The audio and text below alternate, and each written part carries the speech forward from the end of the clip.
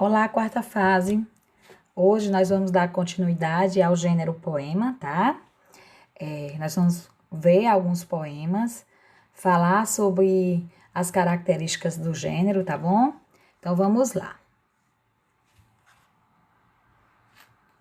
Aqui a gente vai ler um poema bem interessante, tá? E eu queria até que vocês fizessem uma declamação, enviassem um vídeo para a Pro fazendo a declamação desse poema. Pode ser olhando, tá? Com uma folha, mas assim, ter cuidado com a postura ao declamar, tá certo? Com a entonação, porque poema a gente não lê, a gente declama, colocando emoção, tá? Na declamação, transmitindo emoção para o leitor, tá certo? Então vamos lá. O título do poema é Da Minha Janela. É através da minha janela que vou lhe apresentar meu pedacinho de chão que eu vivo a morar. É através dos olhos dela que eu mostro meu lugar. Além da minha janela, eu posso enxergar, nesse céu tão lindo, passarinhos a voar. A impressão é tão boa que começo a imaginar. Além da minha janela, eu posso sonhar um mundo de fantasia e crianças a brincar. E nessa flora tão linda, borboletas a voar.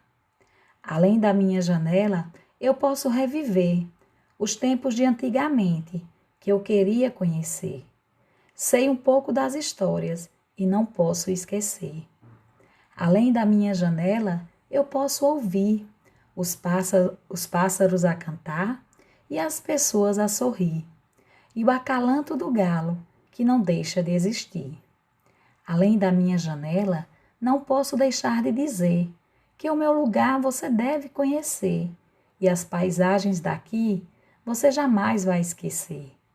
Fecho minha janela porque vai anoitecer. Agora vou dormir e esperar o amanhecer para apreciar bem de pertinho o sol resplandecer. Olha, gente, que coisa linda esse poema. Vejam que é um poema que fala sobre as belezas, né? A poesia que o eu lírico vê, além da janela dele, né, gente? Então, quem possivelmente é o eu lírico desse poema, né? O que é que ele vê além da janela? Quais são as ações, o que é que ele vê além daquela visão real, o que é que ele sente ao ver a paisagem além da janela, tá? Aqui nós percebemos, a Pro destacou as rimas e percebemos também uma figura de linguagem. Mas primeiro vamos analisar as rimas. Rimas são palavras, né? Geralmente no final dos versos, a gente pode encontrar também no meio, mas aqui a Pro trabalha mais no final dos versos, tá bom? Então, se vocês quiserem produzir os poemas de vocês, fica mais fácil. Vejam que eu destaquei aí as palavras que rimam no final dos versos. Na primeira estrofe nós temos apresentar, morar, lugar. Vejam que que essas rimas terminam com ar, né? O som é igual. Apresentar, morar, lugar. Na segunda estrofe, também com ar, vejam só, enxergar, voar, imaginar. Na terceira, sonhar, brincar, voar. Olha, até agora as rimas, elas foram terminadas o som com ar, né, gente? E a gente percebe que são rimas alternadas. Como assim? Você percebe que tem um verso entre uma rima e outra, não é? Por exemplo, na segunda estrofe, enxergar, no segundo verso, que rima com voar, tem um verso entre eles, tá? Tem uma linha que não, tem um verso que não rima, tá? E vejam que eu destaquei também sempre que o primeiro verso de todas as estrofes começa sempre com o mesmo dizer, o mesmo verso. Além da minha janela, o que é que ele vê? Além da minha janela, aí em cada estrofe ele vai falando o que ele vê, além da janela, né? Ele começa a primeira estrofe dizendo: é através da minha janela que vou lhe apresentar, né? Meu pedacinho de chão que eu vivo a morar. Tá vendo? É através dos olhos dela. Dos olhos de quem? Da janela, tá? E ele meio que personificou esse verso, né? Como se a janela tivesse olhos, né? Então, aí nós temos a figura de linguagem personificação. E aí, sempre na primeira estrofe, ele começa com o mesmo verso. Na segunda estrofe, além da minha janela, eu posso enxergar. A terceira estrofe, além da minha janela, eu posso sonhar. Além da minha janela, eu posso reviver. Aí ele diz o que ele pode reviver. Na segunda estrofe, o que ele pode enxergar além da minha janela. Então, são dicas para que vocês tenham ideias na hora de produzir um poema. Vocês podem escolher começar sempre as estrofes com um verso, né? Mas aí tem que ter sentido, porque quando ela coloca além da minha janela, ela diz o que ela vê além da minha janela. Além da minha janela, eu posso ouvir. Então ela diz o que ela pode ouvir. Eu posso ouvir os pássaros a cantar e as pessoas a sorrir. E o acalanto do galo que não deixa de existir. Então aí ela diz, tem todo um sentido. Ela diz o que ela pode ouvir, tá? Aí na penúltima estrofe, além da minha janela, não posso deixar de dizer. Aí ela diz o que ela não pode deixar de dizer. Que o meu lugar você deve conhecer. E as paisagens daqui você jamais vai esquecer.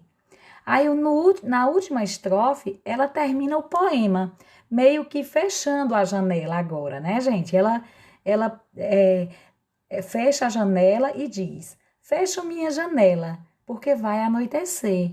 Agora vou dormir e esperar o amanhecer, para apreciar bem de pertinho o sol resplandecer. Então vejam, gente, que aqui também nós temos outra figura de linguagem, tá? Chamada antítese, tá? Nós temos duas palavras contrárias, duas rimas, e que são as rimas dessa estrofe. Primeiro, vamos analisar as palavras que rimam na última estrofe.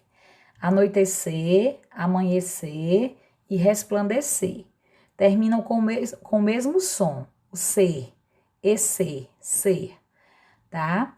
E aí nós percebemos duas palavras contrárias, que é o contrário de anoitecer é amanhecer.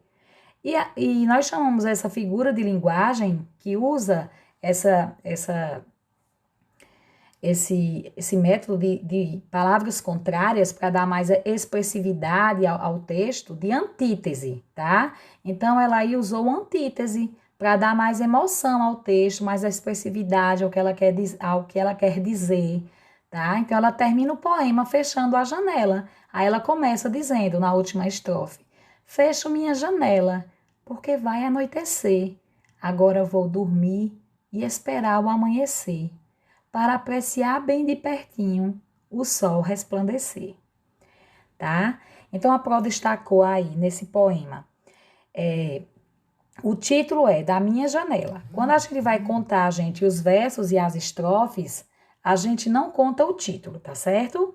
Então, aí nós temos 1, 2, 3, 4, 5, 6, 7 estrofes, tá bom?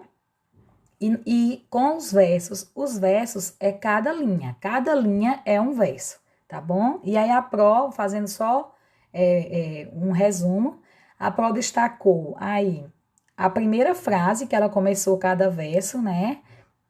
E destacou também as palavras que rimam. É através da minha janela que ela começa, e aí nos outros versos ela sempre diz, além da minha janela eu posso enxergar o que é que ela pode enxergar. Além da minha janela, eu posso sonhar o que ela pode sonhar. Além da minha janela, eu posso reviver o que ela pode reviver. Ela cita na estrofe. Além da minha janela, eu posso ouvir. Aí ela diz o que ela pode ouvir, só que sempre usando rimas, né, para dar emoção ao texto. A penúltima estrofe, além da minha janela, não posso deixar de dizer, aí ela diz, né, que ela não pode deixar de dizer, rimando, né, usando as rimas, e aí na última ela termina com fecho minha janela, tá? Tudo isso aí tá meio que no sentido, gente, figurado, fecho minha janela, além da minha janela, ela vê coisas, ela não vê só, por exemplo, ela vê poesia, não vê só o real, ela vê a beleza além da janela, né? As pessoas a sorrir, o acalanto do galo, tudo isso para ela é poesia, é belo, tá bom? Agora vamos para o próximo poema. Esse poema aqui, gente, ele fala sobre o umbu, um umbuzeiro. Foi feito por uma estudante, tá? O nome dela é Márcia, tá certo? O umbuzeiro. Olha aí, eu coloquei a imagem do umbuzeiro, né, gente? É uma planta típica da nossa região, né, da região nordestina. E aí ela vai falar sobre o umbuzeiro, ela vai passar todas as informações sobre essa planta, mas usando as rimas para dar emoção. É diferente de um texto informativo que a gente lê, né? Aqui é em forma de poema. Ela vai passar informações para a gente sobre essa planta, mas com emoção, usando as rimas, tá? Usando toda uma expressividade para nos tocar com a poesia, tá? Dessa planta, dessa árvore tão bela e tão rica para a nossa região. O umbuzeiro. Nessa folha de papel, um poema vou declamar. Vou falar do umbuzeiro e você vai se amarrar. A safra dessa árvore vai de dezembro a abril. É um belo espetáculo que só o semiárido já viu. Na região nordestina, o umbuzeiro aqui está. Existem dois tipos, o comum e o cajá. É muito delicioso. Venha logo degustar. Que delícia! Tudo se faz com a polpa. Sorvete, picolé, umbuzada, já sei. Estou lhe deixando com água na boca. De casa dá para ver a sombra do umbuzeiro, as façanhas das crianças e o descanso do vaqueiro. À sombra dessa árvore vem o vento a refrescar, uma planta hospitaleira com muitas coisas a contar. Passa de geração em geração, vive mais de 100 anos, é importante para a região. Com suas belas folhas verdes, na seca, ele não morre não. Vejam só, ela usou toda a poesia, né, que é passar emoção para a gente, né, para descrever todas as informações sobre o umbuzeiro. Qual é a época em que ele coloca, dá os frutos, que é de dezembro a abril, né? Que na seca ele não morre, né? Ele enfrenta a seca, ele não é uma planta forte, tá? Que mesmo durante a seca ela perdura, ela vive um umbuzeiro, ele vive mais de 100 anos. Então todas essas informações, esse texto, ele nos transmite informações, só que em forma de poema, de poesia. E o poema, gente, a finalidade do poema é emocionar o leitor. Não é transmitir uma informação, é emocionar o leitor. Então, ela nos emociona, trazendo para a gente tudo isso, todas essas informações do umbuzeiro. Ela emociona o leitor, principalmente quem morou no interior, quem teve sua infância no interior, quem anda no interior e conhece. Então, ao ler esse poema, transmite uma emoção muito grande, porque o umbuzeiro é uma planta que marca muito a vida do nordestino, tá? Da gente, da nossa região. Então, é muito forte, é muito emotivo, tá? E ela expressa tudo isso com muita poesia, tá? Então, vamos para o próximo. Já esse poema, gente, ele também é um poema, só que ele é meio que um poema que não nos vai transmitir assim, vai transmitir não emoção, mas meio que pena, meio que um sentimento de pena, tá? É um poema um poema que Manuel Bandeira escreveu, tá? Para descrever, para nos tocar, para tocar o leitor, falando sobre falando sobre as dificuldades, falando sobre a miséria, tá?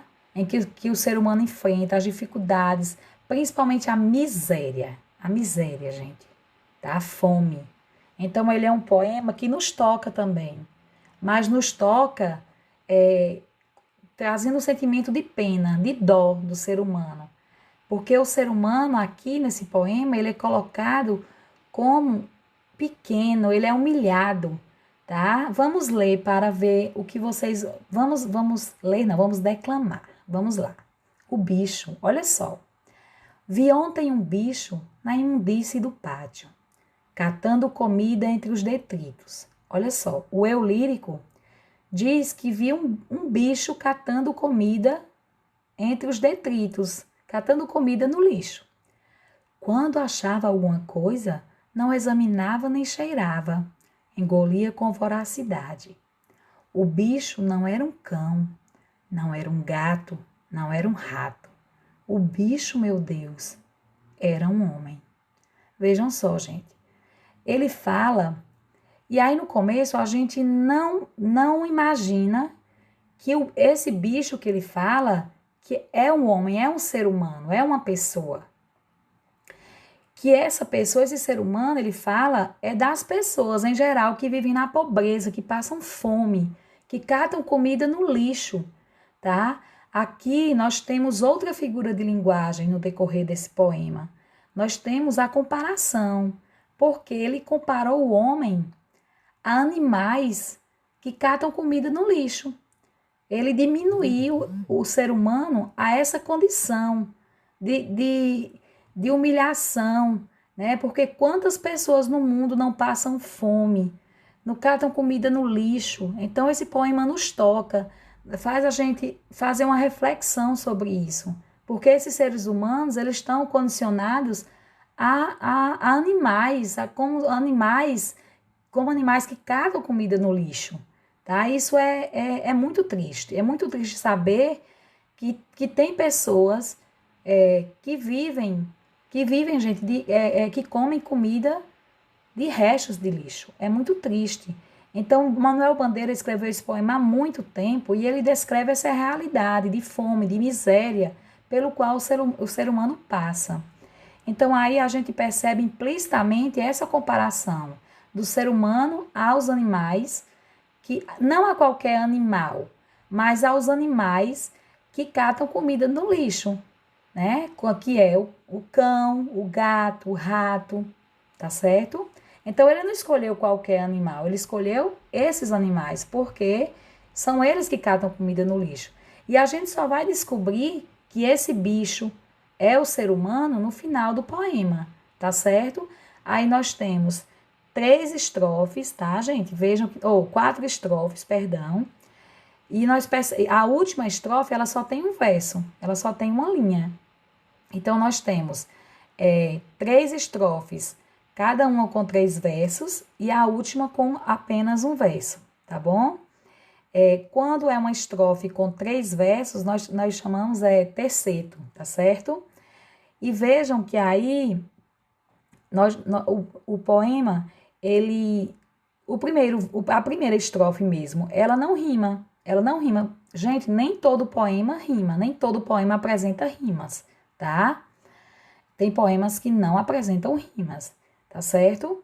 Então, a gente percebe também que o eu lírico desse poema, eu lírico é a voz que fala no poema, né, gente? Só lembrando, recapitulando, o eu lírico é a voz que fala no poema. E a gente percebe pelo verbo vi ontem um bicho, que o eu lírico, ele está em primeira pessoa. É como se ele tivesse visto a cena, né? O verbo vi está em primeira pessoa. Vi é como se fosse eu vi ontem um bicho, tá? Então, o eu lírico a ele se apresenta em primeira pessoa, tá certo? E aí, gente, tem essas questões que vocês vão responder lá no Google Formulário, tá? Não é no caderno, não precisa ser no caderno. A prova vai enviar o Google Formulário e vocês vão responder aí. Essas questões são sobre esse poema, O Bicho. Como era o lugar onde o poeta viu a personagem? Como vocês imaginam? Ele descreve lá como era o lugar, né? Como era o lugar onde ele viu esse ser humano catando comida entre os detritos. 2. O eu lírico antecipa ao leitor que a personagem não era um cão, não era um gato, não era um rato. Porque alguém poderia supor inicialmente que a personagem fosse um desses bichos. Porque a gente poderia imaginar que poderia ser um desses bichos. E ele vai e diz, né? Porque quando ele começa a falar, a gente imagina logo. Ah, deve ser um gato, um rato. E aí e por que a gente imagina que poderia ser um desses bichos? 3. Que sentimento o poeta revela ao dizer, meu Deus, quando ele diz, aqui ó, na última estrofe, o bicho, meu Deus, era um homem.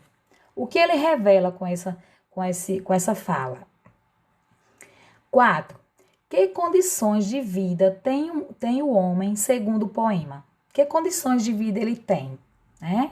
É muito fácil. 5. Cite pelo menos 2 fatos que, na sua opinião, podem levar alguém a se transformar em um bicho como o do poema. Quais as situações, né, da nossa vida que pode levar um ser humano a se transformar em um bicho como o do poema, o que foi retratado no poema. Vocês vão citar pelo menos 2 fatos que podem levar o ser humano a essa condição. 6. Há uma figura de linguagem presente no poema. Identifique-a. A Proté já terminou falando, né? 7. Quantas estrofes e versos tem o poema? Tá? Só voltando. Gente, estrofes são os conjuntos, né, de versos, e verso é cada linha do poema. Verso é cada linha do poema. 8. O poema está narrado em primeira ou em terceira pessoa, tá? O eu lírico, ele participa do poema, a gente percebeu lá por um verbo que ele participa. Então, quando ele participa, é em primeira ou em terceira pessoa. Vocês vão responder, tá bom? Aí, até a próxima aula, a prova vai enviar esses slides e aí vocês vão responder também o Google Formulário, tá bom?